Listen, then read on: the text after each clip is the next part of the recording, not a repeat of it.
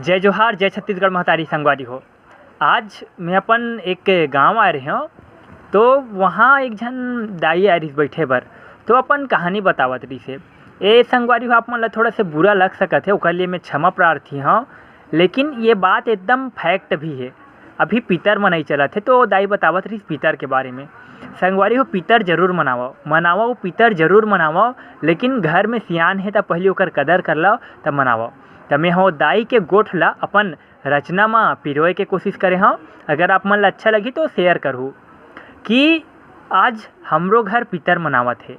आज हमरो घर पितर मनावत है। आज हमार घर बहू हा बड़ा बनावत है।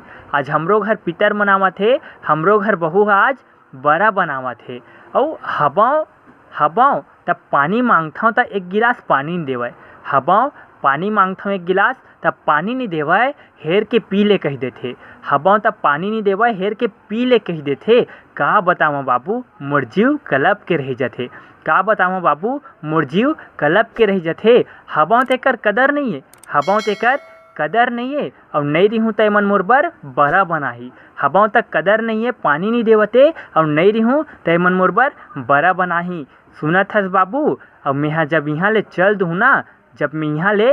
दूँ ना, तय मन हमोर पितर मनाही। जय जोहार संगवारी हो। अगर आप मन ला रचना अच्छा लगी शेयर करो। जय जोहार, जय छत्तीसगढ़ महतारी।